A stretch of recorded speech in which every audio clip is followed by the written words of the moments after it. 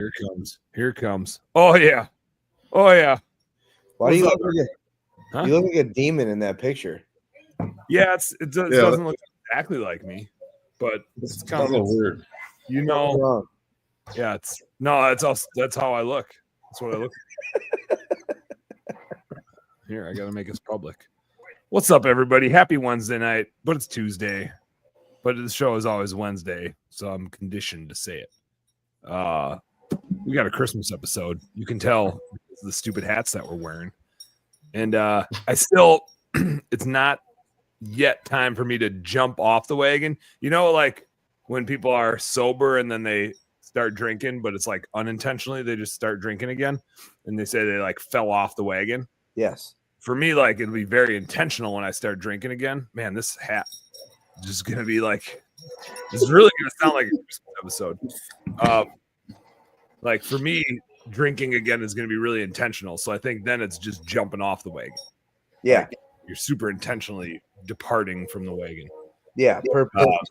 So I'm having some water with flavoring in it on ice. It's gonna be refreshing. I'm not drinking tonight either. What are you doing? You're not drinking either? No, I gotta. We're doing. We're not doing like a wagon of any sort. Like we're kind of on the wagon, off the wagon, but just doing like the holidays this year where we just don't drink unless there's something going on. Yeah, don't only drink when there's an event. Otherwise, we seem to like last year. We like it was every single night for months, and then you get even more like a lot. Oh, what's up, Amanda? Hi guys. She's just working, dicking around. Then you do a lot on the events, and there's a lot of events. So we're like, let's just like hold off on it on normal nights and just do it on event nights when there's something going on. We've been pretty good. Doesn't sound good to me. Amanda's like hardcore into the carnivore diet too right now. Oh, dag, yo. Which I've been doing with her at home, but good thing you shot some bucks this year, so you got some venison around for her to eat.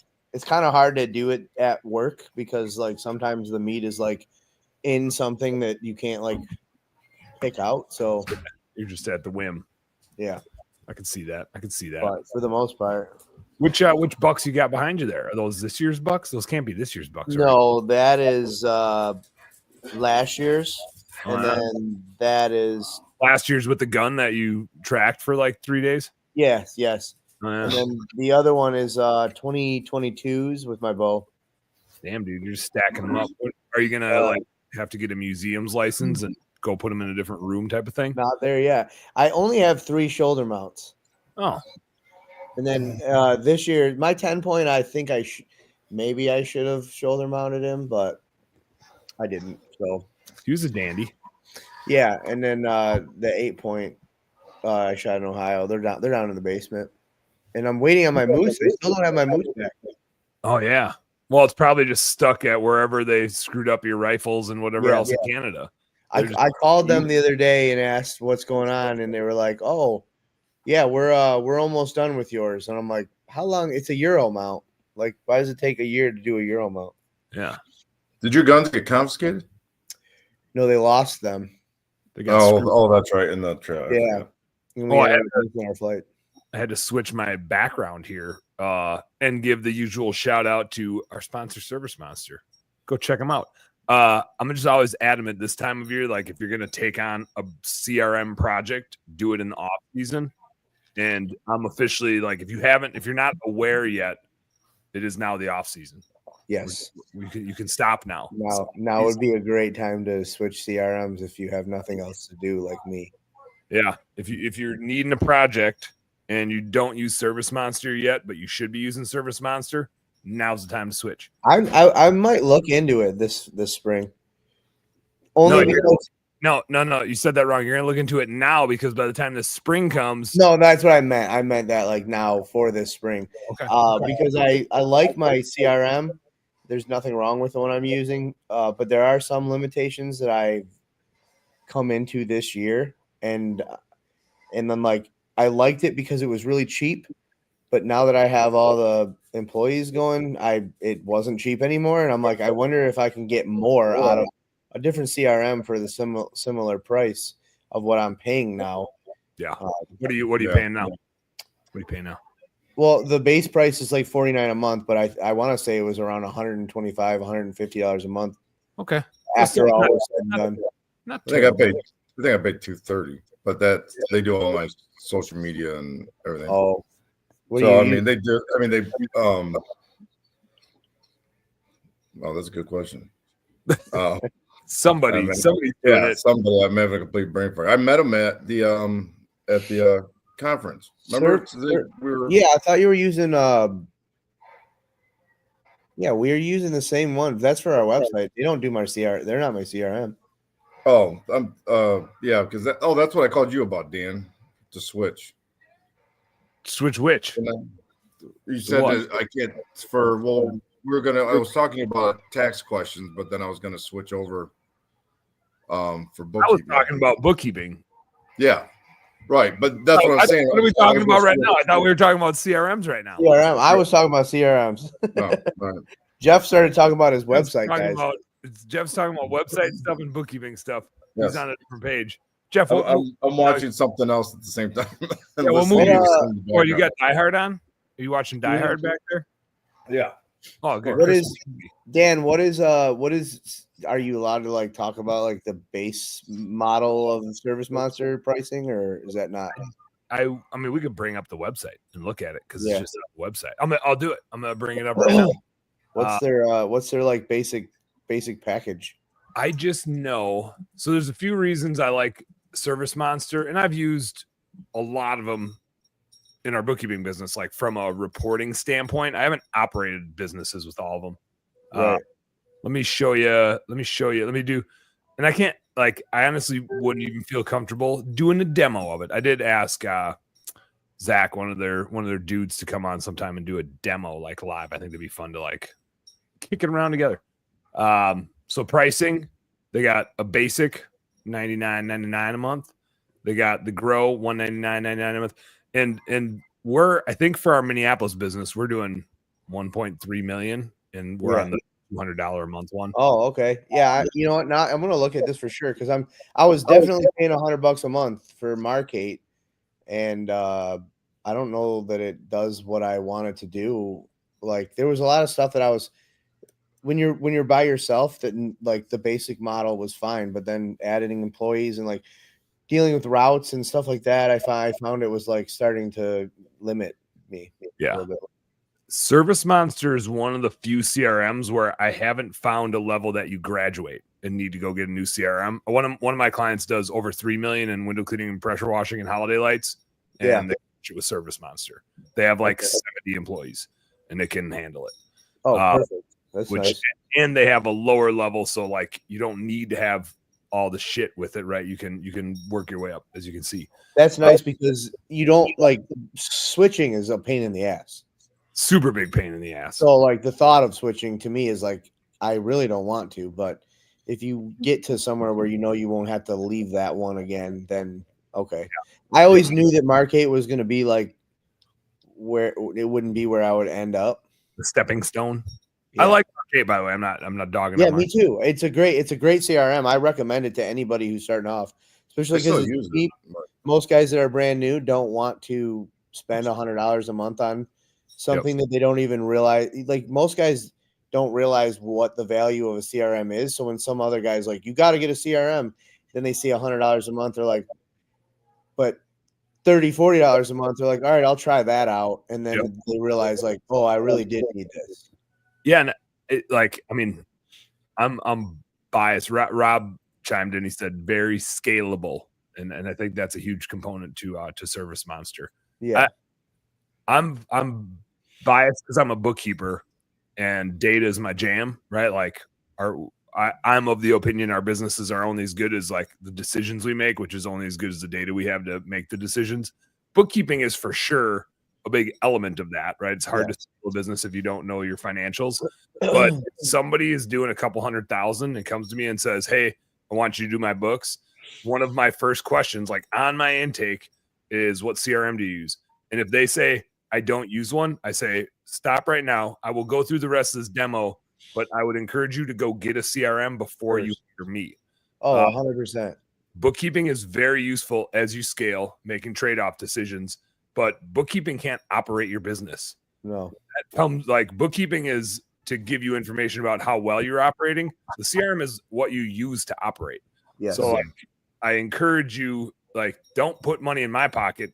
Go get Service Monster first, run your business better, and then I'll tell you where you're letting things slip through the cracks with bookkeeping. I think the CRM is the number one thing.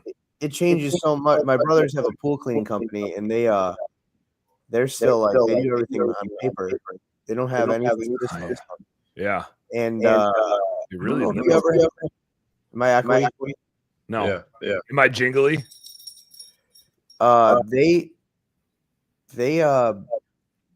I've been telling them for years to get a CRM, and the stuff that they complain about and the amount of time they spend on the weekends, like doing things that their CRM would be doing for them, like that would have happened automatically. You wouldn't even have to tell it to send it. Yeah, like they spend their Sundays in the summertime sending out invoices. I'm like, what is wrong with you guys? Yeah, who sends out invoices? Yeah, and they're like, oh, we work in Grosse Pointe. Our customers wouldn't like that. I'm like, guess where I work?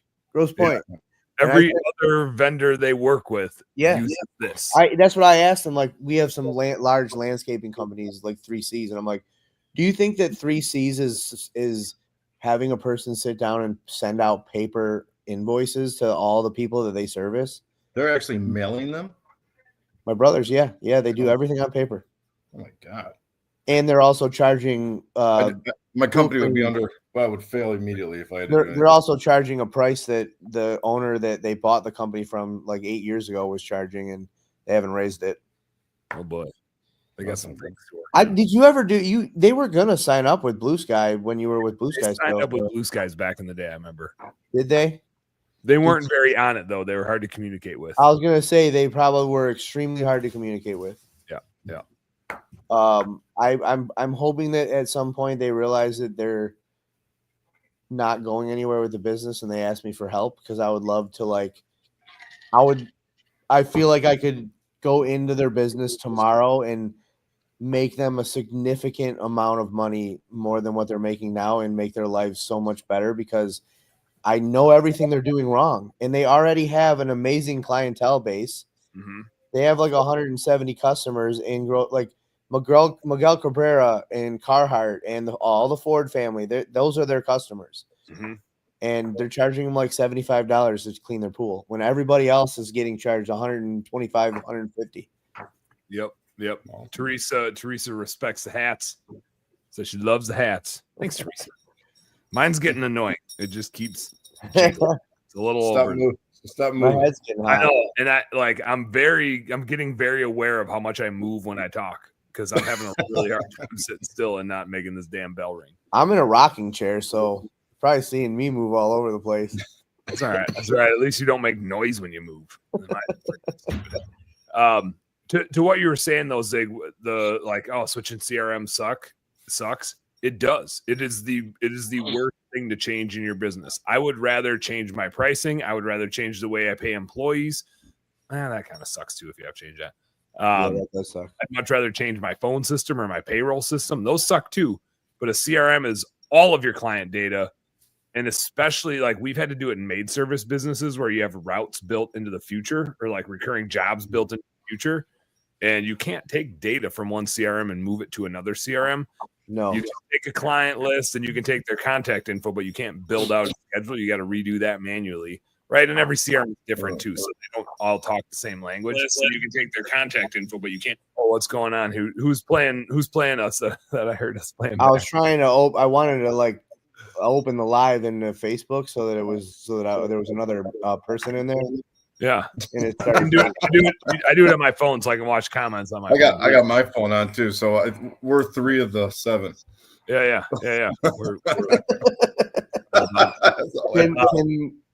Can you see the comments live, or do you only see them live? I can see them pop up on the right side. You got to tap the video on the phone, and then. But if I'm trying to respond to one, I can't do it through StreamYard. I have to do it on my phone. StreamYard will respond to my YouTube stream, but it won't respond to the Facebook stream. Speaking of all y'all out there, go subscribe to the Home Service Happy Hour YouTube channel. A, to make me feel better about myself, but B, then it's a little easier to watch and like screw around on YouTube sometimes than it is on Facebook. Because Facebook, if you like leave the feed, it stops playing it. Zig, I think you've given me that feedback before. Like, why do you guys go live on Facebook? It's like I want to listen while you're live, but if I'm not on Facebook watching it, then I can't hear it. Yes, and I think different medias allow different ways to do that. But I'll wrap up my CRM talk here. I think I like Service Monster, but don't just take my word for it. Like the CRM that you pick, Zig, what you said earlier is it's a thing you don't want to have to change much. Maybe once every 5 years at the most. So pick one that you can grow into, and pick one that works. You're going to have to change your processes. Whatever CRM you pick, you're going to have to change your processes to fit that CRM. Not all of them.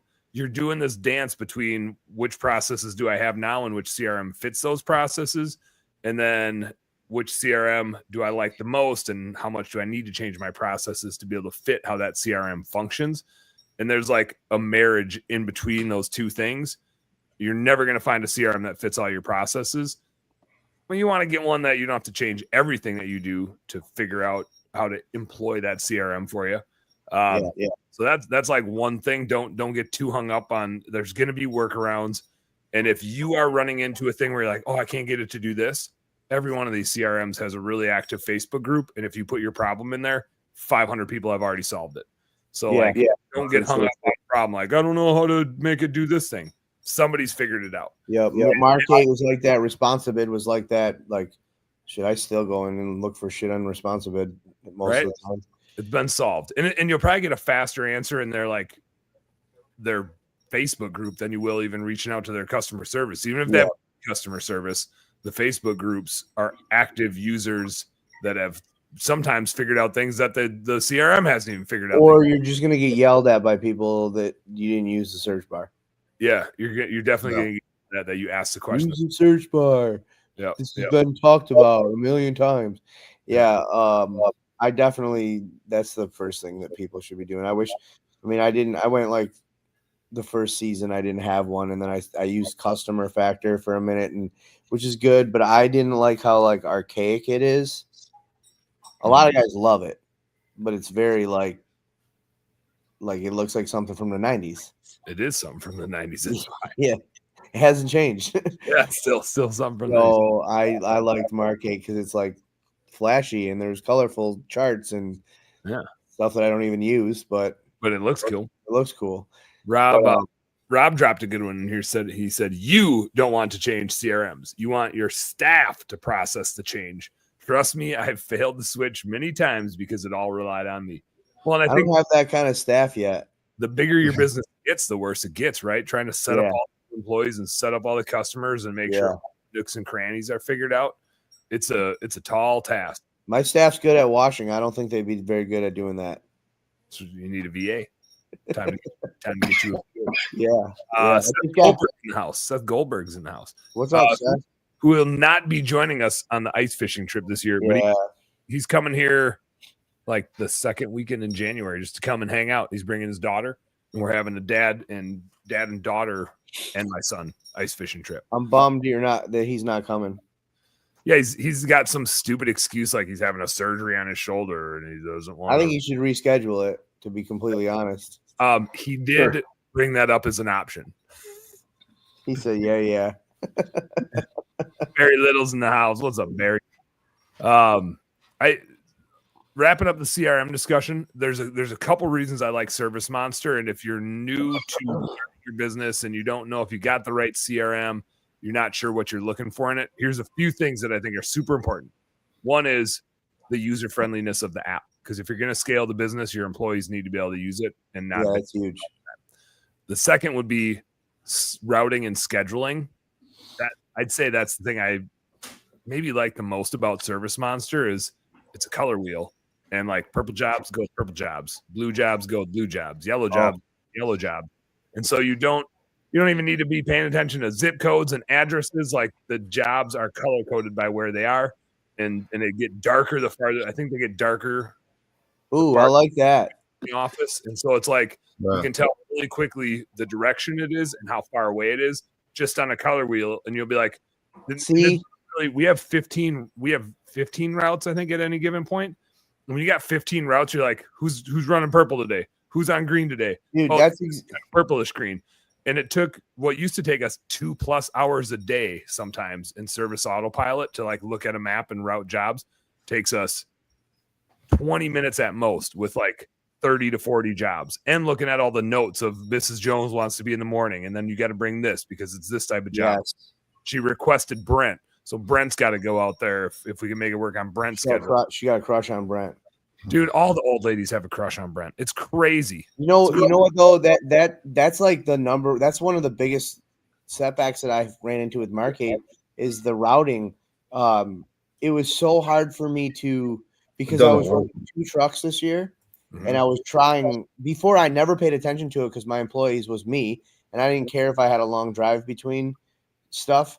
But with my employees, I don't want problems in your head anyway. Yeah, I don't want to pay for them to drive an hour when they can drive 15 minutes. So routing was hard, and I had to do it very, very manually. Like I had to go in and move things around, and then go look at the map and see what it looked like, and then change. Oh no, job number 2 needs to be moved to job number 4, and it was not. They did not make that process smooth in Marquette. That was one of the bigger issues that I had this year with that. And it was almost to the point of like, I would procrastinate routing it so much so that the guys would have already looked at their stuff the day before, and then the next day it would be different. And it was irritating. Oh, yeah. They're like expectations, man. Like I thought I knew where I was going, and I planned things. And I changed it at 10 o'clock at night because I was bored. Yeah. Make this route a little bit better. And that's sneaky, right? Imagine that when you have 10 trucks. Like, no way. Chaos. You have to be efficient. You have to have the efficiency when you get to that point. Otherwise, you're blowing so much money into the water. So along those same lines, and again, this is a thing I like about Service Monster. We didn't the CRM we had switched from. We had House Call Pro, and me and Andy Mashura merged our businesses together. We had House Call Pro. We had Service Autopilot, and you can't merge them when you combine businesses. So we looked at all the CRMs. This was 2020. We looked at every CRM out there. We settled on Service Monster for some of these reasons.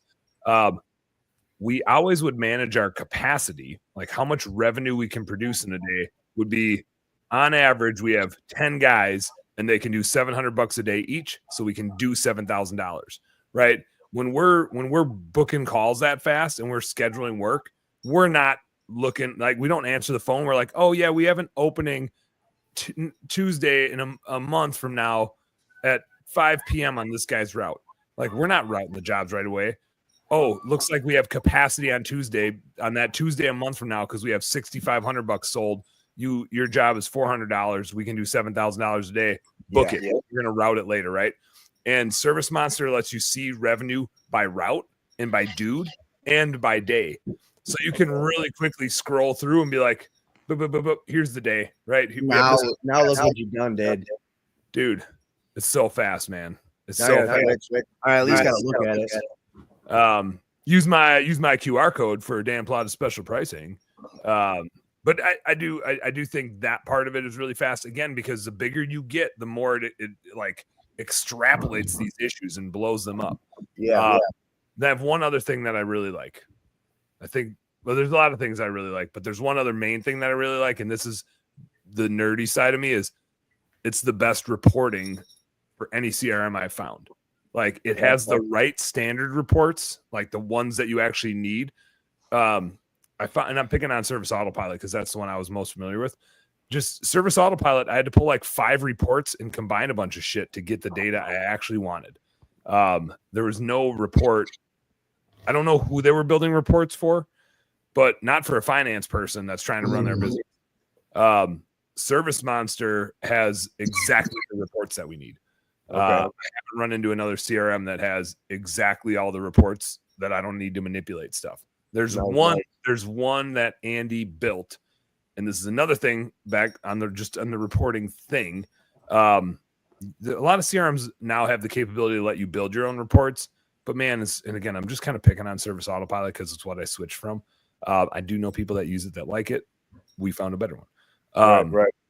But man, you had to be a fucking programmer to be able to build your own reports in Service Autopilot. It was intense. So it wasn't so much an autopilot for that. No, it wasn't super autopilot. Mike, God, what's his name?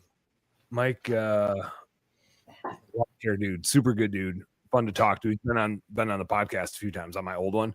He basically built a business based on Service Autopilot. Like he builds automations for people. He sold his lawn care business because he makes more money teaching people how to use Service Autopilot.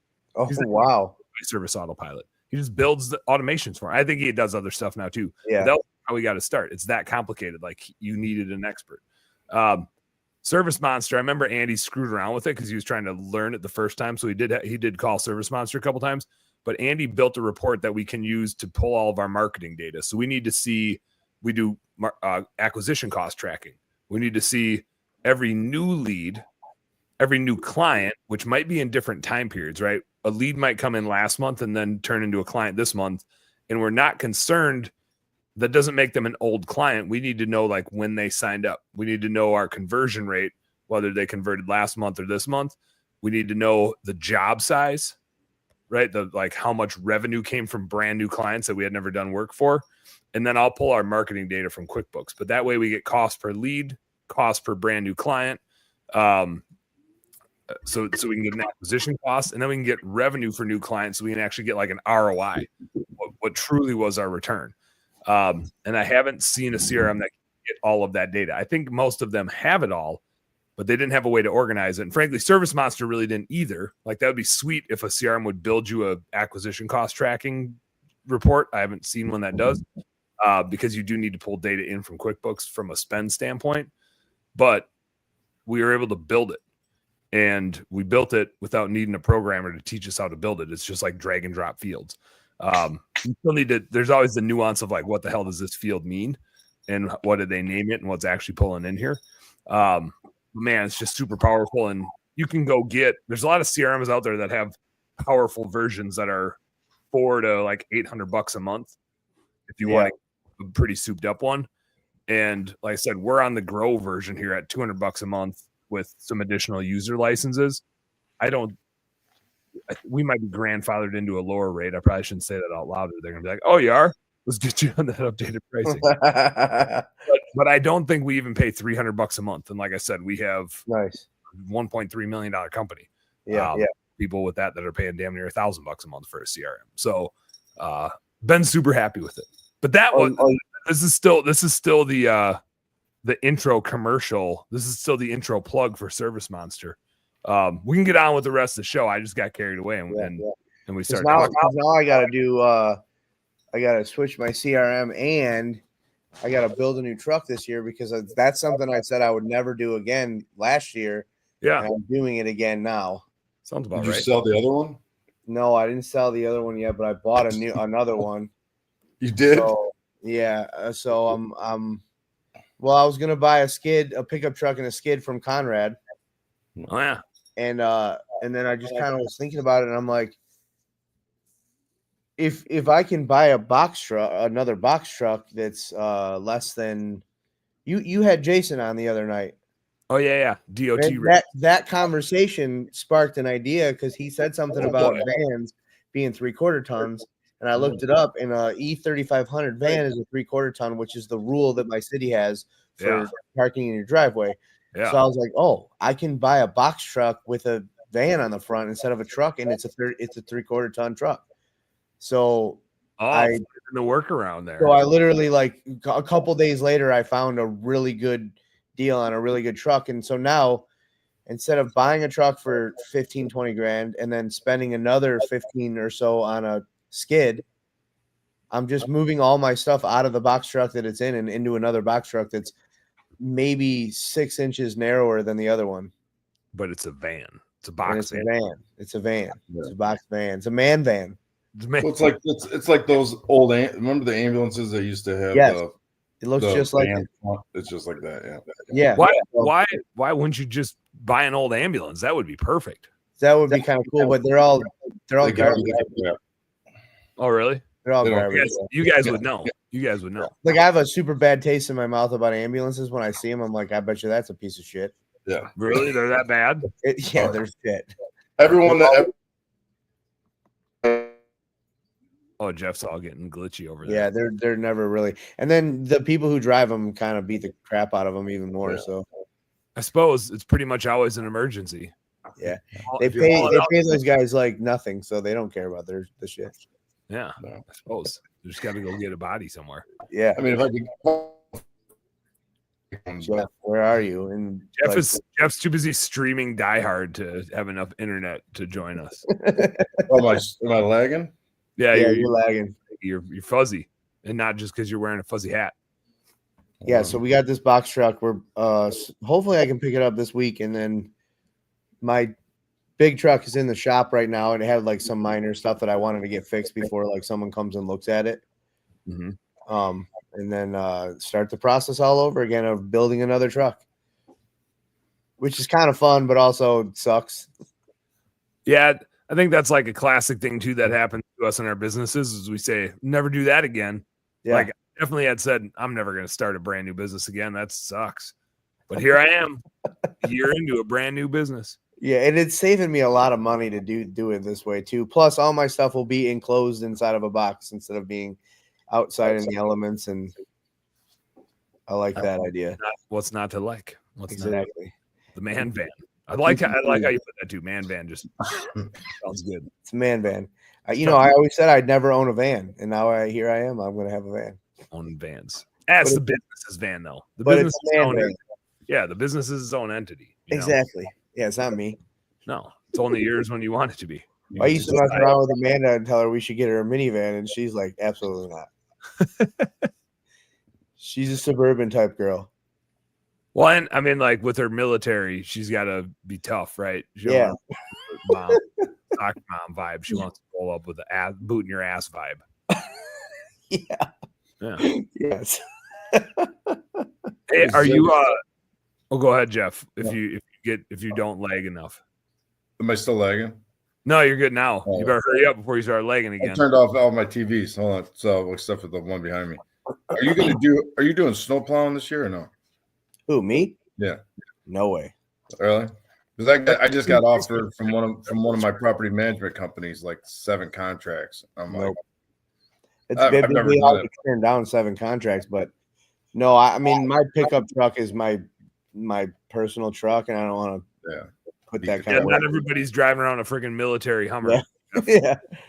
I don't want to put that kind of wear and tear on it. Plus, Well, like that comes with the it's just so like everybody I talk to up here that does it absolutely hates it more than anything, and I'm like, I don't want another thing that's. Oh, really? I actually like power washing in the summertime. I don't want to add something that I'm not going to like. Yeah, and there's not glorious hours, and No, it's all night. and you don't get to decide. Yeah. Right? It's like, oh, guess it's snowing. Whatever I'm doing, I gotta stop. And that's one of the things that I love about power washing and like window cleaning is like when I was small to the point where I was like working a couple days a week, I just told people that I was booked all week because I had something going on Friday. I got to decide when I wanted to come and when I wanted to not work. And like you can't do that with plowing or cutting grass, stuff like that. Nope. So I like to stick to that. Definitely not going to cut that. Brad Smith made the point. Plowing sucks. And he knows. He's up. He's actually going to join us out on Leech Lake. We're renting one of his houses. Is he the other Michigan guy? No, he's up north by where we're fishing. He lives in Walker up by Leech Lake, and we're renting his fish house for our event. He's gonna come and hang out. I think he decided he's gonna go sleep next to his wife instead of inside of our fart boxes. Yeah, you told us that. Yeah, but he's gonna come and fish with us. And Those fish houses look way nicer. They're nice, dude. I mean, I don't know. The one we were in was really nice. Yeah, we got it made. I got 4 of them ready to go. Is there a new list of people coming, or did anybody back out or add? Nobody backed out. We had a little scare from our boy Rob Anderson because I sent out the wrong dates the one time, and then I was like, "Oh shit, correct dates," but Rob didn't see the new dates. And then he had already told his wife when he was going and like when he was going to be around. And then he had to go back and be like, actually, Tori, Dan's an idiot. And the dates that I said I was going to be here when you wanted me here, I'm not actually going to be here. Yeah, I had to do the same thing. Yep. So sorry, dudes. I suck. That's what it is. I suck, but not as much as snow plowing. Yeah, no. Now, there's also the element here too, though, that snow plowing sucks because we're all like, oh man, if I had to go snow plow, right? As you scale, maybe it's a thing to add because you're not the one. You're not the one doing it. Do it, right? Somebody wants that job. Somebody's like, oh, I'll go do that. Yes. I don't like drinking Mountain Dew all night. It's correct. So it's also like what's scalable. What can you get the right person? Well, like I did Christmas lights. I let me rephrase this. I did one job of Christmas lights this year. I didn't like it at all. Like I was doing the lights and I'm like, nope, I don't want to do this. I don't like it at all. I don't. Now, my employees loved power washing, but whenever I mentioned the lighting stuff, Christmas lights, they were kind of like, I feel like they were done for the season. Like they don't want to work. They don't need to work because they have a full-time job. So I don't have guys that are like, let us work more. Just itching for it. Yeah. Yeah. So like I was like, I'm going to be the one doing these Christmas lights. And I do not like this at all. It changes the method of it. It's like, oh, you guys don't want to do it? Well, then why would I want to go sell it? Yeah, I don't want to do it either. I'm getting obligated to go do. Yeah. It is tough to like, you see how much money people do in Christmas lights, but I don't know. Now the permanent lighting thing, I'm going to definitely try to get into more next year because I can do that in the summertime. I reckon Cole's coming. He said he calls Top Bunk. Oh, sweet. A lot of top bunks, Cole. So you have. I don't want top bunk because I want to be able to get up and catch some fish at 2 a.m. Yeah, that's exactly why I would call top bunk. Is not no dibs. I'm up here. You Zig, you got to get up and get that son of a gun. Cole's been throwing up a lot of permanents, so I think we'll. Yes, he has. In our impromptu mastermind out ice fishing at the next. Yeah, I'm excited to pick his mind. Mm-hmm. I was hoping Joe Devino would come too, but Joe's got kiddo stuff, but he does a lot of permanent lighting stuff too. Yeah, I'm looking forward to talking to him about the permanent lighting because I do want to push that a lot more. Just because I can do that through the season. That's the other thing too is like we talk about. We kind of started the businesses to like be able to do more of the stuff that we like to do, and one of my favorite. Like the only thing I do all year is during the time that I'm going to be putting up Christmas lights. That's the only, like, I mean, other than like all year long, I do family stuff, but the time that's like my time, like to do the thing that I like, it's in October, November, and December. Yeah. So like, and you're stuck doing lights. We're already doing gutters, which I managed to not do. I only did one gutter job this year, and it was for my uncle, and I chose to do it. But that was my goal this year was to not do the gutter jobs, and it worked. It just gets in the way of bow hunting, man. It was exactly. I don't know. I tell my employees that fall is always slow. Like it's always slow for our bookkeeping business, which is fine because we're trying to round out year-end stuff. We're chasing our clients, so I'm not like aggressively trying to convert leads and stuff like that. Right. But also, I just wonder if it's like because I disappear. I'm just I know that we're slower because of me. Yeah. I know that if I didn't have that going on in my life, there would be less. I'm sure that at some point when I get to the point where I have people doing that part that I'm doing, and I'm no longer a part of that equation in the fall, we will probably be way busier in the fall than we are now because I slow us down. Mm-hmm. Because even though like this year I wasn't doing the gutter jobs, the guys were doing the gutter jobs. I had a full schedule while I was in Indiana hunting, but I also didn't want to give them too much because I didn't want things to go wrong while I was in Indiana hunting. You're troubleshooting nonstop. So I was like, how much can I handle on the, like, there was a couple days where I'm in the tree stand and I'm like, okay, you need to turn this and do this, check this. Is that working? Okay. And they're like, why are you whispering? I'm like, I'm in the woods. And then my one guy would always whisper back. He'd be like, oh, sorry. Just call me later. I'd be like, you don't have to whisper. It's like You that's don't like have when to make the sound. It already does that. Yeah, it was Kenny. He would always whisper back he called me a bunch of times, and he would always start whispering. like he thought you put him on speakerphone. It's so funny, and then I would kind of laugh. I'm like, dude. But yeah, so I was fielding those calls and still taking like gutter lead, during that time of the year. So now, Jeff, did you have any helpers rolling with you this year? Or are you still? I had a couple, but they're not regulars. They're just for when I was doing my bigger jobs. Yeah. So, they're looking for me to finally pull the trigger and put them on the payroll and just let them go. But I don't know. It's hard to just like watch your kid drive away with a car the first time, and you're like, oh God, everything's gonna break. And do you get them a Hummer or no? What's the next vehicle you get?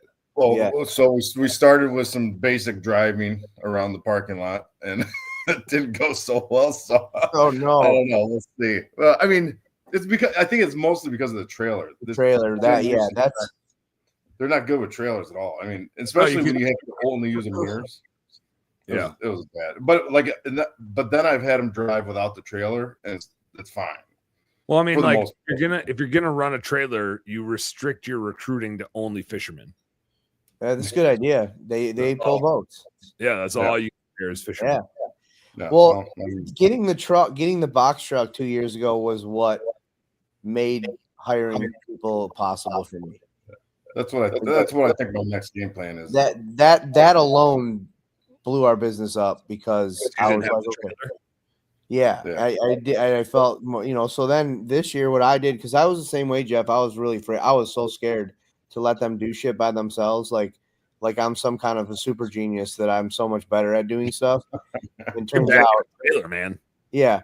Well, so what I did was I just put them in the truck and they would go to the job and I would follow them for the first 2 weeks, and I would just watch and there was a couple of things that I needed to work out with them, like kink wise, and see okay, you're doing this, you should be doing it this way. But once I did that a few times and just actually sat back and was like, okay, I'm going to let you do this. I'm not saying a word. I just want to make sure that you're doing it right. And they were kind of yeah, dude, it's not that hard. Yeah, we got it. You turn the thing on, you spray the water over there. So I watched and I was like, that made me feel really good. And then after that, I never thought about it again. And did they break things? They 100% broke things. Did they get callbacks? Yep, they got callbacks too. Some of them I sent them back to fix. Some of them I went back and fixed myself. But and every time they would think I was going to get mad at them because they would be they'd come apologize to me for something. And I'm like, I don't care, dude. Just I'm glad you're telling me that it happened. Try to do it differently so it doesn't happen again. But I'll also, yesterday while I was out working with my trailer, I broke a lady's window or, whatever, because I'm doing stuff wrong too. So whenever I thought to myself, they're going to mess things up, they're going to break things, they're going to do things wrong. Well, so do I. Right. Yeah. I mean, that's true. I mean, shit happens, but yeah, so that's my biggest thing. And I haven't sat back while somebody took the rig and worked, but I have been just walking away on the job and let them work and just kind of watch. And then when you realize that it could go for hours and you don't even have to say anything because they know the routine and they know what they're doing. That is a good feeling because you're like, oh, okay, maybe I'll go look at it. So I had a situation with one guy that was just always nervous. If I was around, he was. This guy was a disaster. I mean, he was horrible. And the sad part was he was my neighbor's kid. He was 22, but my neighbor's a fireman as well, and it's his son. And I'm like, all right. So he asked for him to come work.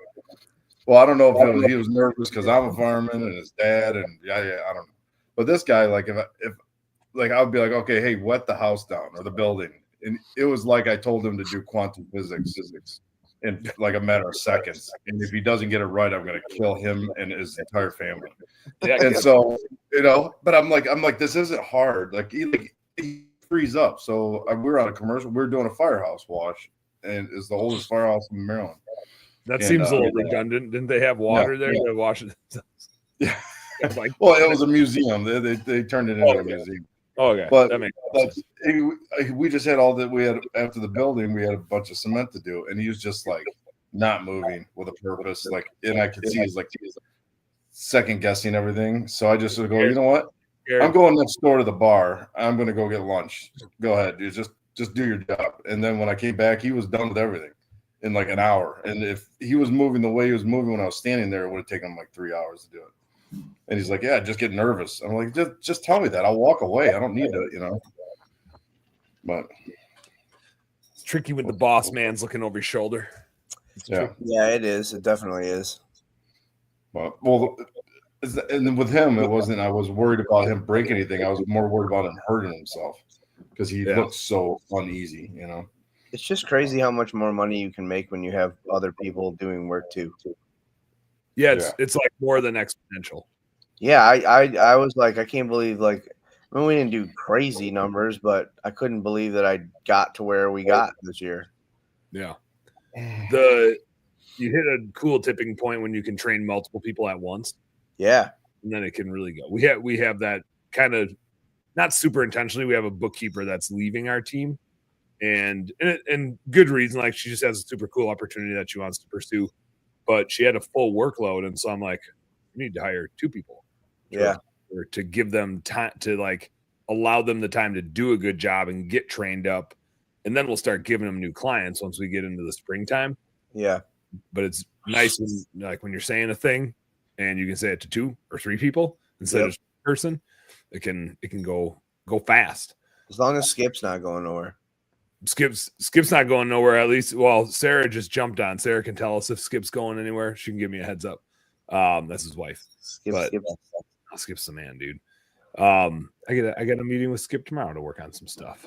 It's just fun to just like get together with Skip and just nerd out because now we both like our business has grown so much. We have so many responsibilities. Yeah. Stupid growth stuff like that. Like when we just started, it was like Skip and I and Jason was our bookkeeper, and so Skip and I just got to like hang out all day and work on stuff. But now we actually have to like manage people. And what's the temperature by you guys? It's like balmy here. I think it's even in the 20s. 28. It's 28. Although like the next few days, I don't think it gets above 0. It was oh my gosh. It was like 43 today.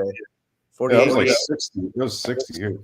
That shit. I'm trying to make ice over here. I need to make good ice. Yeah. I was actually spraying water today. Didn't they have last year? We were almost like looking at no ice. Weren't we? The nice thing about last year was there was no snow. And so when we finally got cold temps, like normally I do a trip every year between Christmas and New Year's with the fam. And like friends come over.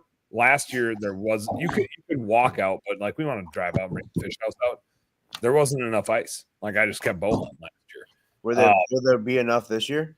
They're already driving out on red with like wow.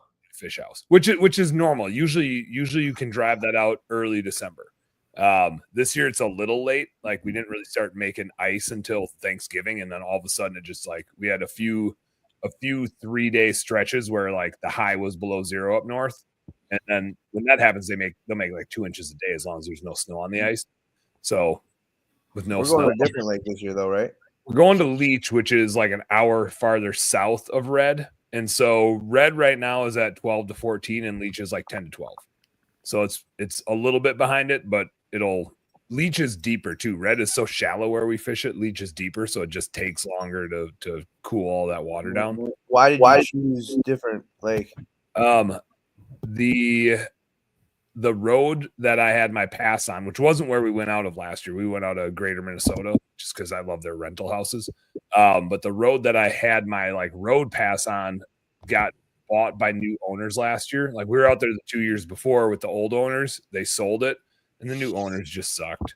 They just didn't know how to run a business. And so we got annoyed and we were like, we can go anywhere on Red, but Leech is an hour closer.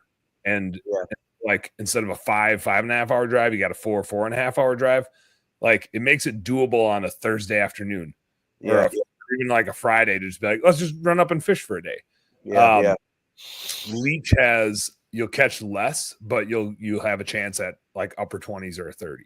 Whereas on Red, it's just like Ooh, another 17-inch walleye. Yeah. On Leech, you'll get some 20 plusers. And during the middle, like there won't be a day bite usually by 9, 10 a.m. You ain't getting a walleye, and you probably ain't getting one until right at dusk again. But during the middle of the day, like you throw tip ups out and you'll get way more pike than we got on. I love catching pike. Yeah. So we'll get in like nice ones, and then perch. There'll be plenty of perch around where you can just like jig stuff in the house, and you'll get nice ones here and there. You got to pick them. But if you get on a big school, so it's like, and man, you can like Leech just has more species, so you just don't know what's going to come out of that hole. I've caught like a 14-inch rock bass. Oh, really? Yeah, I mean, just I looked it up. I thought I maybe had a state record. I was like an inch short. It's just like, holy. What about like lake? There's any like lake trout or anything like that in there? I don't think there's any lake trout in there. There's eel pout. Have you ever caught an eel pout? No. Oh, we got it. Well, if you're on the low bunk and you're doing the rattle reels at night, you're gonna get an eel pout, and you'll be like, what the fuck is this? They're like a catfish and a dogfish combined. Oh, bro. They're called gross. Oh yeah, they're gross. They're gross until you clean them and eat them. They're freaking good. They're super delicious, but when you grab them, they're slimy like an eel. Are they like a burbot? Yeah, that is. It's a burbot. Yeah. Oh, eel. Okay. Yeah, no, I've never caught that. Oh yeah, we're gonna catch one. And then they like when you try to grab them, they like spin in a circle. They'll come. A lot of times they'll come up your whole tail first because they get all weird. Oh, Skip's in. He said, "I'm here too. I'm not going anywhere." There you go, Zig. There, Skip says he's good.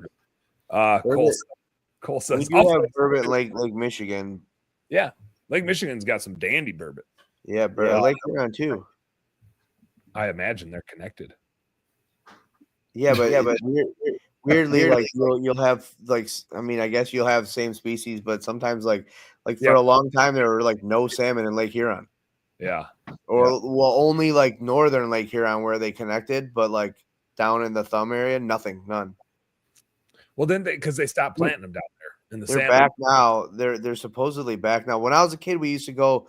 My dad would take us to Harbor Beach, that was like Saginaw area, and they would go out and they had like downriggers and everything on their boat, and they would catch king salmon, and then like they just were gone. So we never went again, and now supposedly they're back.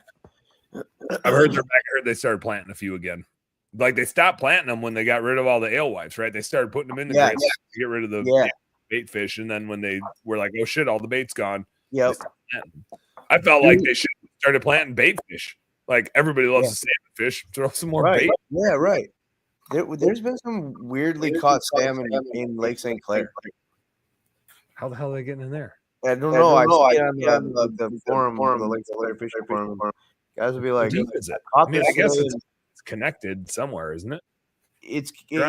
The Lake Huron goes into the St. Clair River, which flows into Lake St. Clair, and then Lake St. Clair dumps into the Detroit River, which goes to Lake Erie. Yeah. So, I mean, it's all part of the Great Lakes, but it's like 19 feet deep. I was gonna say, yeah, they must run up there in the fall. Like, there's channels that are like 50, 60 feet deep, but that's it. That's for shipping. Skip wants to know, Jeff, this one's for you. Is that a ship's wheel on your ceiling? Wheel. Yeah. Well, yeah. So you're looking at a bar mirror, and it's reflecting. Oh yeah, that's the mirror, right? That's the mirror. So the ship wheel. I found the ship wheel at I don't know some place, and I just put some lights hanging off it. Why not? Yeah. And then look at this buck that I got, guys. What you got over there? I don't know. I stole it from my buddy's cabin in Taos. Oh yeah, that's right. Yeah.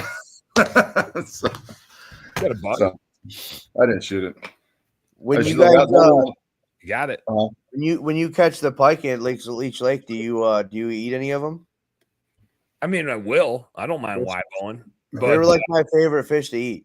Yeah, we can fry some. I love them, and there's a way to clean them pretty good where you don't get that. You don't have to worry about the wide bone. Yeah, he's wide bone. Oh man, I'm excited. Just got to take the wide bone out. Gino checking in says Dan, or actually he went Dan. There's a ton of ends. What's up? Merry Christmas, Gino. So for both you guys, I'm curious. So Zig, you started bringing dudes on this year and like getting other rigs going. Do you, as you built confidence in that? Because like going into this year, you were, I won't say questioning it, but you were like, this is a big move, right? Yeah. Now that you're through a year of it, are you like, oh, let's double that, or let's just refine it this year and do it better than we did the last year with the same? I'm refining. I want to. And I think this is it's like a blessing and a curse because I have a career that I know like that pays me really well and like I don't have to do this. It holds me back.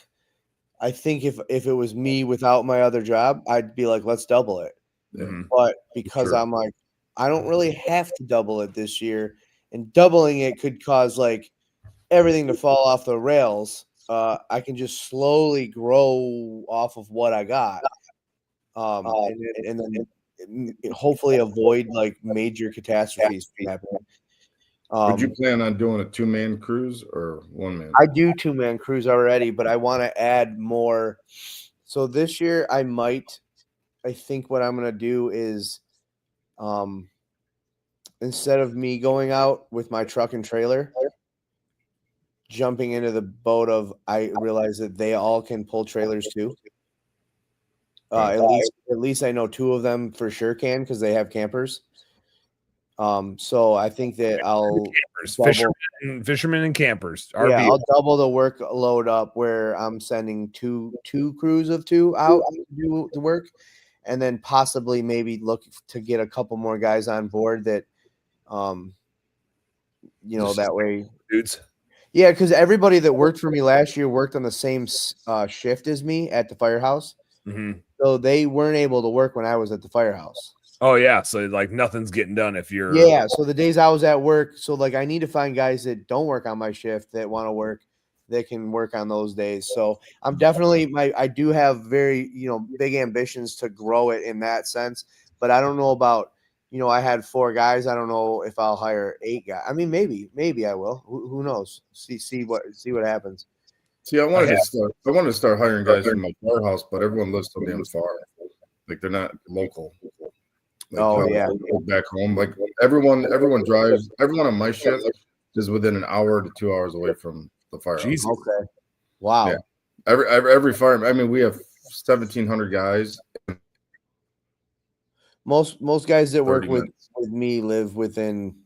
Well, a lot of them live right here, right where I live. Yeah, exactly. That's why it's like trying to get. And the only time I ever get any fire guys is if I get a huge job, and they're going to get paid more than if they worked overtime.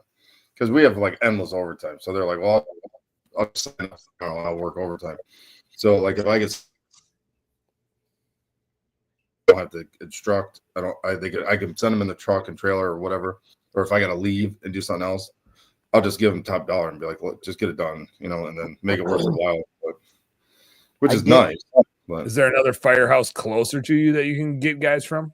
If that's like I'm at the closest one. I'm by the DC line. I'm one of the closest firehouses from where I live here. I'm about 47 miles away.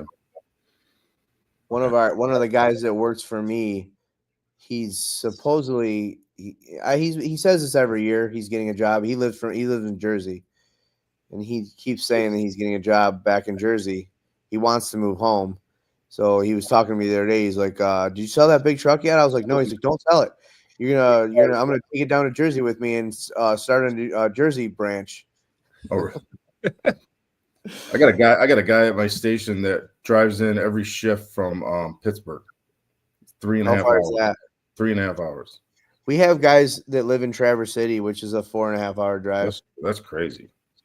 And they're like coming down for the entire week, so it's like, well, no, they come down like yeah, because what they'll do is like we work a day, off a day, work a day, and then we're off for 5 days. So they'll come down and they'll stay at like their mom's house on that day in between or something like that. Yeah, they're not driving back and forth and back and forth and back and forth. No. And then they'll go back for their 5 days or whatever. But there are guys that drive like 2.5, 3 hours every day. Like they go back to their house. They live in Holland on Lake Michigan. That's nonsense. Yeah, it's insane, and they do not like. I don't plan on ever moving. My lieutenant last shift, he lives over on the Eastern Shore, and so it's like 2.5 hours for him. Every morning he comes in just pissed off and annoyed, and But yeah, you're lagging. he again, looked Joe. a little.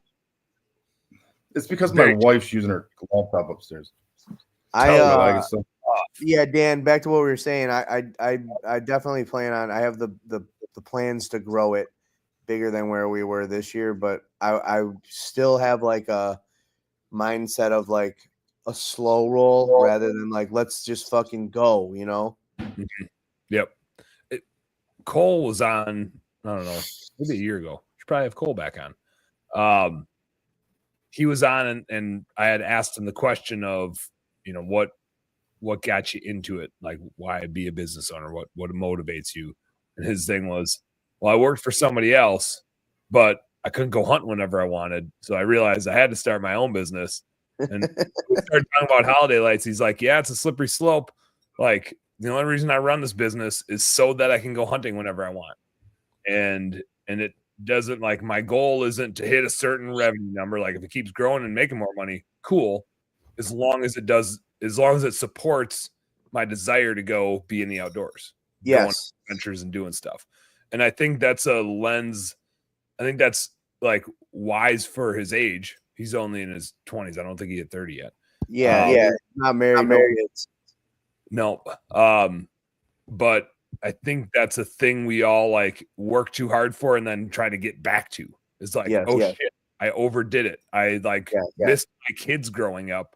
And I missed doing adventures with my friends because I was so busy making money so that someday I could go on adventures. That's exactly why when you say like, are you planning on doubling it?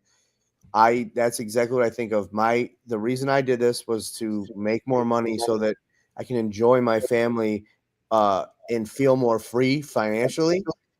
And as long as I keep it in a place where I'm able to like still do all the things, like I want to go camping a couple times a year with my wife and kids. We go on a lot of vacations. I want to do those things. I want to be at home on the weekends. I want to, spend as much possible time as I can with my family. And then obviously fall hunting and fishing, stuff like that. But if I was to like just go as hard as I can and I fear that I would lose all of that and then be working on the weekends, and like now I'm defeating the purpose of what I'm doing here. Yeah. And so you have to have that balance. You got to find the balance. And I'm not I really like to work hard. So it's not like trying to avoid doing work. I love working my ass off. For sure. But especially right now, like my work is all on the computer. I don't get to work up a sweat, right? Like my work is literally all on the computer. So like tonight I was at a meeting all day, and then I came home, and then I'm out working on the fish house. Like I'm out dicking around. I still need to go back tomorrow and like change a tire on it. I got to put new propane tanks and stuff on it. And so like, I don't stop working. I'm messing with generators, getting those things. I had a hard time when I was home and the guys were going out to gutters. I was like, I would put my work clothes on so that it didn't look like I was like in my pajamas when they came and got the truck. Yeah, I mean, like they knew I wasn't going out to work, but I felt like I needed to like look like I was. Yeah, you got to play the part. You got to play the part. And then I go back and put my PJs on. Yeah, it's a self-conscious thing. And I think it's important too that we like set that expectation with our teams of like what our goals are in the business and when we're going to work and when we're not working. And I don't know if I do a great job of that, right? Like I still definitely feel a little guilty when I'm not working. I'm getting better at it because I'm also the dude working every, like right. You're always working. Yeah, you're just not always swinging a hammer. I get 6 hours of sleep every night for a reason. Like there's no 8 hours of sleep in my world. Right, especially during that busy time of the year. Like even the days that I'm not out washing, I'm still working all day long. It doesn't stop. And then you might shut it off for a little while, and then later on when you're sitting there laying in bed, it's back on again. I had an hour 15-minute drive after my meeting back across Minneapolis, I don't even know that I might have had a podcast on. I didn't hear anything it said. I was just solving problems in my head, having arguments I'm never going to have with people I'm probably never going to see. Sometimes you gotta like force yourself to shut it off. Like you're like, Dude, okay. I'm It's good at really it at tough. night now. I'm good at it at night, but it's hard to do during the day. I've figured out how to do it at night so that it doesn't keep me awake all night. Like sometimes it's still a challenge. Like I saw a meme the other day, something about like going hunting, and it's the only time I get to shut my brain off. And I was like, I wish I had that, because when I'm out deer hunting, I'm like, I'm enjoying myself, but all I'm doing is thinking of things that I need to be doing or coming up with ideas for this, whatever. The only time I've ever figured out a way to shut it off completely is doing jiu-jitsu. And the only reason is because you can't think of anything else because you're just trying to not get killed. Yeah, you're going to get your ass kicked if you think of anything else. You literally can't think of anything else. Yeah. Bow hunting is weird for that because like you're so idle for so long. Yeah. Like when you're walking in and problem solving your spot, your brain is like just focused on that. You're making decisions. Yep. The minute you get up a tree and you're just waiting, like your brain just starts going into all the hellholes of all the problems you have that you haven't addressed. Well, that moose hunt I went on, like the amount of walking that I did, I was just following someone for hours and hours and hours. And I went to like the deepest places in my brain on that trip. Like, oh yeah, there was thoughts that I was like, wow, where did that come from? I didn't even think I could think such a thought. I didn't think I could get that far into my brain. I realized that when we do the Boundary Waters trip, which you got to come on this year, first week of June, that is the one trip that I take where you check out because you're so in it. Like your well-being is on the line at all times. You're carrying your portage. There's not like an idle moment. Even when you're at camp, it's like, should I be cutting wood? Do I got to take a dump? What are we eating? Are we going out fishing? Are there fish down there that need to be cleaned? What's next? Like, it's so active physically that it becomes active mentally the whole time. That's the one outdoorsy trip where I don't know that I think about work the entire time. And not that I'm trying to avoid it, just like it's so active. And there's so many things you have to be like, you don't want to get hurt out there. You're 20 miles out wilderness across 4 different lakes that required you to portage a half mile between them. You ain't getting home easy if you cut a foot or bust up a leg. Like, you got to take care of yourself. And you're drinking and having a good time. So you especially need to take care of yourself and not overdo it. Like I did last year where I got dehydrated and fainted. That was pretty interesting. I don't recommend that. But it is. I had a, back to the hunting one. Marty will get mad at me because she'll be like, every time we're doing family stuff, you're just thinking about work and hunting and fishing. Right. And I'm like, well, yeah, but don't take it personal. Because when I'm at work, I'm just thinking about family and hunting and fishing. And when I'm out hunting and fishing, I'm just thinking about work and family. It's the trifecta. And when I'm doing one of the 3, I'm thinking about the other 2. It's always a triangle. It's always in your brain some way or another. It really I'm is. rarely thinking about the thing that's true for me too. Thinking about the other 2 things. Yeah. Because I'm wondering what I'm missing and who needs me and what's going on and what's the problem that needs to be solved right now. And so, like, don't take it personally. When I'm thinking about hunting and fishing and business. I have nothing to do right now because it's the off season and we're not doing anything. But my schedule, I have these 5-day periods off, and like usually I'm able to do everything. This year, for some reason, everything that we have going on, like holiday wise, like I'm working at the firehouse those days. And it usually doesn't line up that way, but like my wife had a retirement party for work that I really wanted to go to. Saturday, I had to work. Monday was her birthday. My dad came to visit. Like, I had to work. Next week, Sunday, is this clown team Christmas party that we go to with the kids. I have to work. Christmas Eve, I have to work. I'm like, what the fuck is going on this year? It's super irritating. And then all these other days, there's nothing going on, and I'm just like, yeah, here I am. Probably annoying the shit out of my wife because she works from home most of the time. So like I'm sitting in the kitchen staring at her, and she's like, Probably just like you with like XLR hanging in your bathtub and you're like practicing jigging techniques. Like, I don't know what to do, but I know I'm going ice fishing with Dan in a month. I know. I wish we could get some ice here so that I could go ice fishing or something. Jeff, I just saw your text. Yeah, you can jump on from your cell. All right, I'm gonna see if that fixes this. Might do it.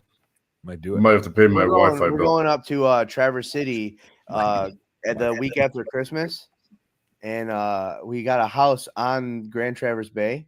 So I'm hoping that they have ice because I'm gonna bring my ice fishing stuff with me. Heck yeah. Yeah, we're right on the water. It's be sweet.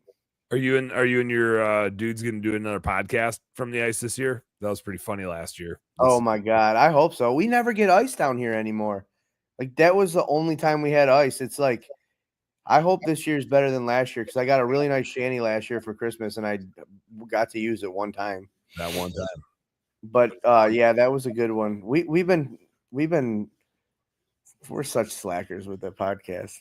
You did a good job on your trips this year. Yeah, we did one every night. You did a good job during that, but I was like gonna text you because I was like, man, these guys have been off for quite a while. Yeah, we have. And we keep saying we're like, got to get back on and wrap up our deer season, and we just you go deer season, and then you're like, now there's nothing. I don't know. I'm making excuses up.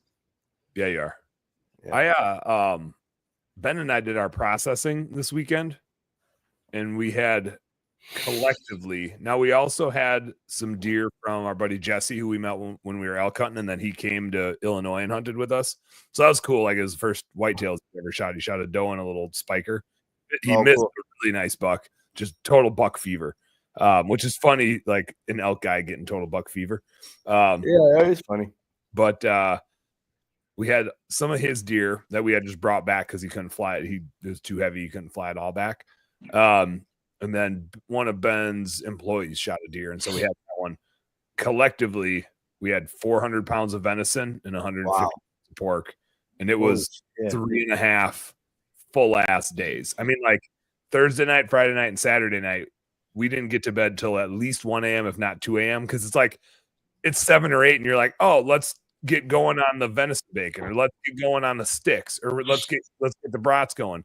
And by the time you grind it and get it the way you want it to start packaging it, and then you got to clean everything. There was one night it was 1 a.m. and we're just not cleaning it. Tomorrow's problem. We'll clean it in the morning. And I was just like, yeah. I'm just toast. I'm so beat. And you're standing like we do it in the garage, so we're like on concrete, and your back hurts. Yeah, like, yeah. It hurts a whole bunch. I did the one buck. I shot it the night before I had to work, and so I just brought it to our house, hung it, and I quartered it. And then I was like, I have a lot of meat in my freezer still, so I'm like, I want this turned into all specialty stuff. Yeah, I don't really have time to do it myself, so there's a party store right by my house that does all that. So I just had my wife take the quarters to them and was like, turn this into all the stuff you make.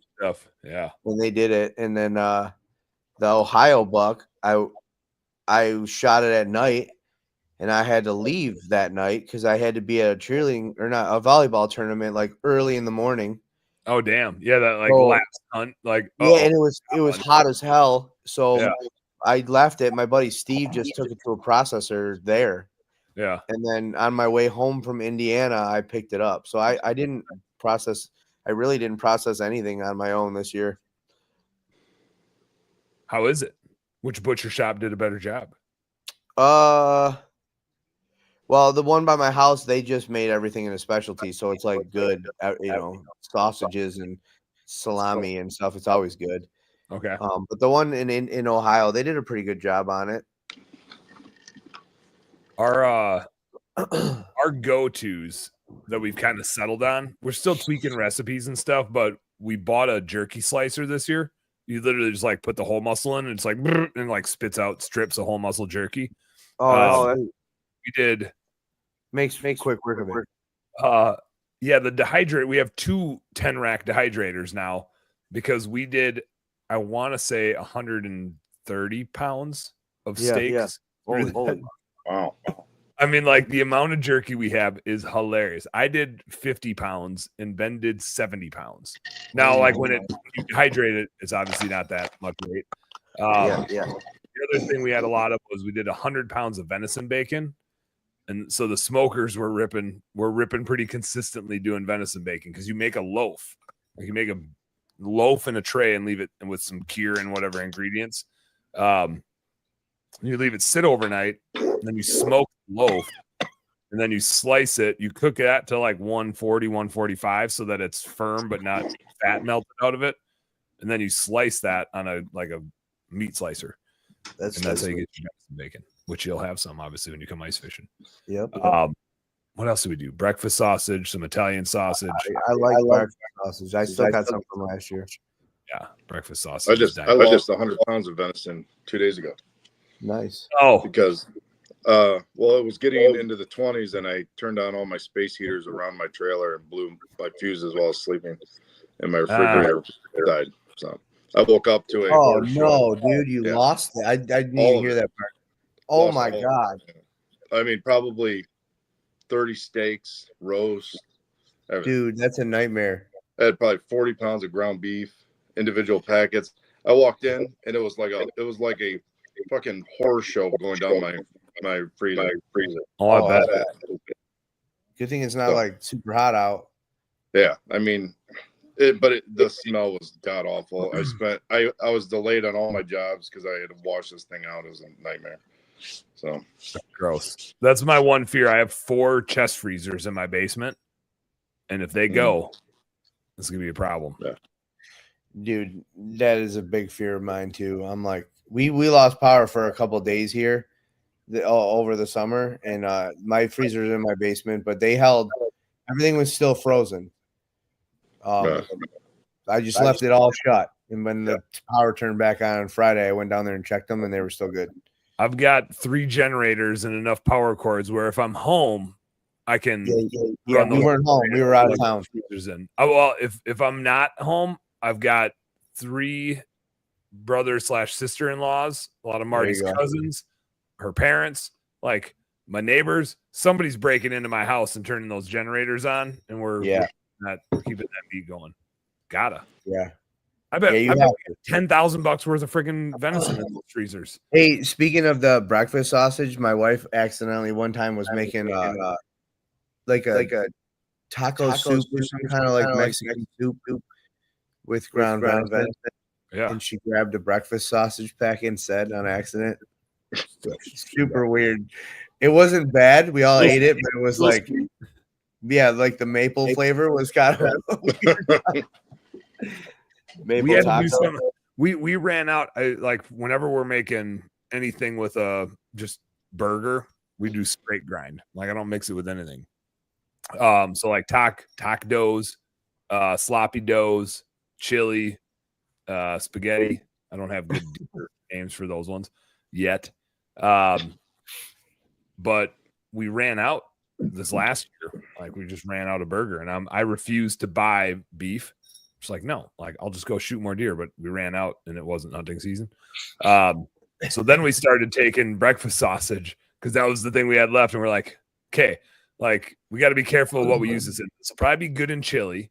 Like breakfast sausage will work in some chili. Maybe not as good in a spaghetti.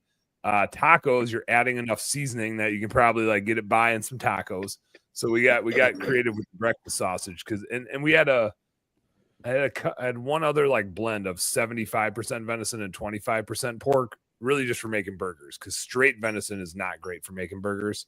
I'll put it in any ground recipe, but I won't make burgers out of it. It's just there's no fat in it, so it's like too lean. But all that stuff started getting used up too because we eat more tacos and chili and spaghetti than we do burgers. So we ran thin. And so this year, I think I counted. I shot 7 deer. I just kept. If a deer walked by me, like I wasn't big buck hunting this year. I was just like, if you're brown, you're gonna run out of here with an arrow going. We shot 3. I shot 2. Eddie shot 1. But we didn't eat as much as we usually do. So we had that moose too. So moose. We didn't need to shoot any more than that. So I didn't really push it much. Like Normally, I would be like going out now and being like, "Let's go shoot a doe." Yeah, we But need one more. there's no need for me to go kill another deer right now. How much meat do you get from the moose, and how much was it to process it? I think they charged me $350 for the processing, and then I had to pay to ship it. I don't remember what I paid, but I got 3 pretty big boxes of meat. It almost filled a whole stand-up freezer. Oh, really? Yeah, and it wasn't full. Like there was like some room on the top shelf, but the rest of it was full. So, and I still have some. That pays for itself right there. I love the way the back straps taste like so much that I've been hoarding them. I don't know why. Like I keep saying like I'm only gonna cook these on special occasions, and I just like that turns into never. Yeah, it turns into freezer burn backstraps. Yeah, so I gotta start cooking those soon. What but I've heard moose can be like almost fishy tasting or swampy tasting, but I haven't experienced that. What is it comparable to whitetails? Just a huge ass. No, so we did a doe, like a younger doe sous vide. I sous vide it and I sous vide one of the moose, like the hunks of backstrap. Mhm. And Here's the moose backstrap. Is it like 8 times wider? Oh, dude, I'll send you a picture of it. The doe backstrap was like this big, and the moose was like, I mean, it's like a cut, you know, like because the moose backstrap was like, I gotta imagine it's as long as your wingspan. yeah, oh yeah, for sure. But it was everybody was comparing it more to like the venison tasted like venison. Venison doesn't taste like beef to me at all. No. I know it's venison, but the moose, I could have eaten that and been like, what is this? Is this a beef tenderloin? Like it didn't taste like a wild game animal. Yeah. Huh. It was really good. Interesting. Yeah, it's good meat. The ground moose meat, I can taste it though. There's a taste to it. It's not a bad taste, but there's definitely a taste to it. So much of when I hear people say like, oh, that's it's like it just got processed by somebody that touched one of the glands and then touched it. Like I've had it happen to me where I was like, oh, me too. It's like the normal meat that I do. I'm like, We ate the buck I shot in Missouri a couple years ago. We pulled the inner loins out and we ate them and we threw them away. Yeah, they tasted like trash. Like I'm like, what is wrong with? Like I took a bite. I'm like, this is so gross. It tasted like guts and tarsal gland. Yeah, it tasted like the way the guts smell. Yep, I've had that happen with inner loins before. If it gets gut shot at all, or there's definitely, because I had it happen with one of my hindquarters this year where I had to cut some stuff off because I could smell it. There's an organ in there that has like a green fluid in it, and if you pop that little whatever it is, if that gets on it, it's like it absorbs right into the meat. Yeah, and it just goes to garbage, and it tastes like guts. It smells like guts. It's like guts. When we were in Newfoundland, we were eating dinner before we went to the camp the night before, and we ran into a guy that was there caribou hunting. And he was telling us that if you hunt caribou during the rut, you can't eat the meat because it tastes like piss. And he said he's like, I didn't believe it. He's like, this is my first time caribou hunting. He goes, when I opened that caribou up, that's all I could smell. He said that they smell so bad when they're rutted. And he goes, the meat's just completely tainted. Really? Yeah, I was like, that's pretty gross. I feel like I need more opinions than that because I know, me too. Like I still was like, I feel like I need to try it. I could see it smelling like total piss, right? Because they're peeing down their legs the whole time. But I mean, like that's where I know I've tainted meat is you touch a tarsal gland. Yes. You touch any of the meat and it just that oil just gets on whatever. You ever cut the tarsal glands off and like use them for hunting? I did in Illinois this year. I had shot a nice sized doe in Wisconsin like the weekend before. And it was like right at last light. She definitely was getting bumped by something. And there was a huge 12 pointer in there. But I just couldn't wait for him. It was like 1 minute of shooting light left. And I was like, well, she's here. She's at 30 yards. And yeah, she's looking back. But it could just be a forker. So I should probably shoot her. And I never did hear or see another deer coming, but she definitely was bumped, and she was a bigger doe. Did I tell you about when I lost my phone out in the woods? No. So that was with her. So I shot her. She ran up and in like her last 10 feet of life, she jumped a barbed wire fence onto the neighbors. Oh, wow. And it's like, you jerk. Like, but I can see her laying there. And so I trespassed, and then I called because I like drove past his house and it was dark. It was late. Yeah. It's like shit. So I trespassed, like just like reaching.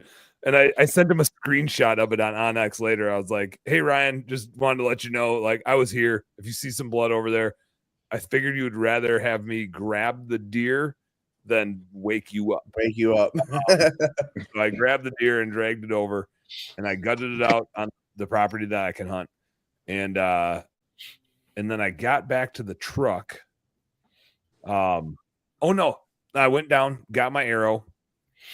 I thought it was a good shot. Arrow's soaked in blood. I can see the blood trail going away. She's smoked. And I had heard her go down. Like it's a 40 that I hunt, so it's like they can get off of there pretty quick with the bow. I checked the blood. Yep, looks good. She's toast. I'm gonna go after her right away. I walk back to the truck, which is quarter mile, half mile. I get back to the truck, no phone. And I'm like, uh-oh. The last thing I remember is I put it in one of my cis pouches on my right hip. It was in one of my. You didn't close it? Nope. One of my pouches was unsnugged. It was just wide open, and there's no phone in it. And I'm like, oh no. And my battery on my phone was under 10%. It's like getting down there, and it's in a brown case. It happens to look the color of the forest floor. It looks like a turd. Yeah. And so I'm like, uh-oh, this could get a little touch and go here. So I walk back into the woods. And my watch is about to die too, but I have an Apple Watch, and so I'm like, I think I can do the find your phone thing from your watch. And so I'm at the truck and I do that, and it's like there's no signal. I'm like, shit. Yeah. Like, is there no signal because I'm in the middle of nowhere and I don't have a signal? Is there no signal because the phone's dead? Or is it just I'm too far away from the phone? So I go double headlamp. I got two headlamps strapped on full bore, and I'm like walking through, but I walked out in the dark, right? And I don't know there's no path. I just walked out of the woods. And so trying to figure out, like, you don't know. Where did I walk? I hunt the spot 1 or 2 times a year, maybe. And I hunted a tree that I've never hunted before. Like I know my way around, but I'm just like walking directionally until I pop out. And so I'm like aimlessly wandering through this woods, and I didn't have my phone on me. So I obviously wasn't using Onyx to track my trail because my phone was laying somewhere in the woods. And so I'm hoping that my phone will be laying right where the arrow is. Because I left the arrow right with the lit knock. I just stood it up at the start of the blood trail so I could walk right back into it. And so I'm like, maybe I leaned, I know it fell out of my pouch. I wonder if I leaned forward there as I was milling around and it dropped out there. Like odds are it's laying right next to my arrow, right? Hopefully, for the love of God, it's laying right next to my arrow. So I'm scanning. I walk all the way to my arrow, don't see a phone. But I get to my arrow, and all of a sudden on my watch, I see some text messages come through. And I'm like, ooh, it's got to be close. But it's not around my arrow anywhere. And so I hit the thing, and I hear like a beep, beep, beep, beep. But I'm like, in the woods, in the dark, it's like, where the fuck did that come? It honestly sounded like it was right next to me. And I'm looking around. And this is another super lucky thing. So I start going down my trail going back out of the woods again. And I'd walked right past it. It was face down, so I couldn't see it. And it was like 3 feet short of falling in a creek. Oh, wow. Just falling out there. And if it was in that creek, I never would have heard it, right? Never would have found that damn thing. So the same thing happened to me with my binoculars this year. If I had my pouch open and I got all the way back and I'm like, oh, that's cool. My binoculars are gone. They're brand new, Vortex, and they're green. And so I was like, Vortex has like a lifetime warranty, but will they replace them if you lose them? I don't know about that. So I walked back, and I was a good mile that I had to walk. And so anywhere in a mile, these things can be. Oh. And so I walked back all the way back, and I got almost back to my tree, and they were probably like 50 yards from where I was sitting. Was this in the dark or was this in daylight? No, it was in the daylight. Well, thank goodness. Yeah, it was in the middle. It was like midday. So I was like, yeah. And then that same night, I got all brand new Day 6 arrows this year. And so I was going through a cornfield on my bike, and the corn grabbed onto like three of the arrows. Rather uncomfortable getting smacked in the face by corn stalks on a bike. When it ripped the arrows right out of my quiver. I didn't know it till I got back to the truck. Oh, so I had to go back and find the arrows, which they had reflective tape on them, so they were pretty easy to find. But what reflective tape where? Like just the wraps on the from like the knock down past the fletching is white, and they're reflective. Damn, they're amazing. They're awesome. I really like them. I bet they are. I already had that idea, and I called it reflective fletch. And I was going to start working on that this winter, but now I guess I won't. Ben and I lost like 3 arrows in Arizona just shooting at targets and missing, and they skip off that dirt and they just go forever. And the fact that they're not all reflective doesn't make sense to me. I was gonna they want people to buy arrows. Yeah, I was gonna make the bad business. True. Yeah. And then Day 6 arrows are just expensive. So what's cool about them? Never even heard of them. What do they do? They're custom build. They're you got to order them online, and they're my buddy Steve got me into like heavy arrows. I think my arrows are like 600. They're heavy. They're really heavy. You could have some more trophies on your wall for custom arrows. Why this first year I had them. Well, and I'm the kind of person that's like, if it's not broke, don't fix it. And I've never had any issues with my arrows. But Steve's the kind of person that isn't going to shut up until you do it. Yeah. So I was like, you bought them out of annoyance. Yeah, I was like, just build me the arrows, and that way you can stop talking to me about these stupid ass arrows. So he did. You had brought up I forget the context earlier, but you had said the old, like, if it ain't broke, don't fix it.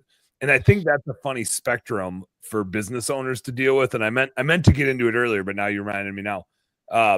Because I'm totally the dude, like Ben, who I do most of my hunting and fishing with, also a business owner dude, has a bigger sewer drain cleaning business. He's very much like he looks for problems in everything and can't help but try to solve it. Oh, really? He will buy every gadget to try to improve something by 1%. He just can't. And I'm just like, dude, it's just like pulling up my bow. I have a rope. It works fine. I pull my bow up with a rope. He's like, I got this. I'm kind of like Ben in some ways, though, because I'll do the same thing. Like if there's a new gadgety thing, he will blow money on it immediately. And a lot of stuff doesn't turn out right, but some stuff will. And then I'm usually like, he's got the 1 sticks right. He's got like every new piece of gear that comes out, he'll get it. But he doesn't have a sponsor. You have a sponsor. You have an excuse. Ben just gets it right. And I'm more of I have the B sticks and I have the original tethered XL Predator or whatever platform. They work fine, right? I don't need the carbon platform. I don't need the 1 sticks. The B sticks work fine. But at the same time, I'm totally the dude that neglects or refuses the line of, if it ain't broke, don't fix it. Because I'm like, continuous improvement, man. Like if everybody lived by that and was like, oh, it ain't broke, don't fix it. Like that's the same logic of, well, I always do it this way, right? And anytime somebody says that, usually your follow-up is, well, you're a fucking idiot, because CRMs have been around for 10 years, 15 years, and you're an idiot for not using one. Saddles have been around forever, and you're an idiot if you think hanging a stand or going up with a climber is better than a saddle. Like, I always do it this way. Yeah, right? Yeah. You're a blowhard. You're doing something because it's always the way you do it. 100%. we all have been in that trap, and we all know people, and it tends to be, I'm going to age discriminate here. The older you are, the more likely you are to be that dumbass.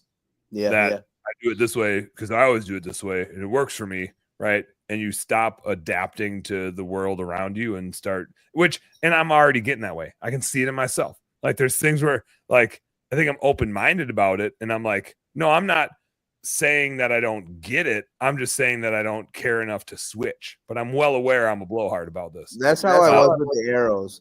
Yeah. And I'm like that with some things, but then other things I'm like Ben, and I'm like, oh, I got to try that and make it better. But for some reason with the arrows, I just didn't have the time to like learn about it, and I didn't want to. Yeah. But then Steve knew enough that I'm just like, whatever you say, your wagon, man. Yeah, just tell me which ones I'm supposed to buy and how heavy everything is, and then I'll do it. And why am I doing this again? Oh, because apparently it's got better penetration, and if you hit a shoulder, it'll go through the shoulder or something. I don't know, whatever. That's exactly what I was when like we use 12-volt system for our soft wash. Yeah. And then when everyone was talking about using the CFMs, air compressor. Yeah. I started like watching videos, and I was like, me too. I can't do this. Like, I don't want to start. I feel like I'm starting all over again and I'm like, but my shit already works. And yes, don't buy the super pump from Southeast Soft Wash. I heard it's a disaster. I don't know. I wouldn't know because I bought it in February and I still don't have one. And when I asked Cody why I don't have one, he talks to me like I'm a piece of shit for asking, because there was fine print on the thing when I bought it that said that it might not be there in Q1. Bro, it's great. Q4 now. I don't have it yet. I bought the 100 psi 8 gallon per minute one from Texas pressure washing from Heath. It works great, and it came in a battery box with a pump and all the wiring and pre-connects already with it. I had a local guy built mine this year. It was like for $350. Like, you can't beat it. That came with everything. All I had to do was plug it in. Yeah, literally connect it to a battery and then hook my line to it, and it was done. And I'm trying not to change anything. I haven't flushed it or anything, and that thing just keeps fucking working. I'm trying not to change anything major this year. That's hopefully. But it is. I already switched. Oh, I didn't tell you about my trailer. What happened to my trailer? Oh, what did you do to your trailer? Yeah. Well, so I switched. It'd be cooler if I had a picture to send you, but so I switched trailers to a more open trailer. So, like, when you have to fix shit, you don't want to get up inside there because it's a pain in the dick. Everything's so tight. So I switched to an open military trailer style, and it was working great all season or whatever. And it's a 2.5 ton trailer. So I get done, like, this is like, I don't know, 4 weeks ago. I have a huge commercial job that I got to return to. So I left to go. Oh, I went to go get lunch, and then I had to pick up my daughter from something. And then I was supposed to return at night to finish this job after hours. And I pull into this parking lot, and the trailer, like, because it's a pintle hitch, so sometimes it'll knock, but nothing crazy. But it like shook the entire Humvee to where it actually made it rock. And I was like, that's not good. Like, what's going on? It's intense. I parked, and I looked at it, and my brake reservoir that's on top where the pintle hitch is completely sheared off like this, and my frame is hanging down like that. Oh, is that bad? Yeah, sheared off.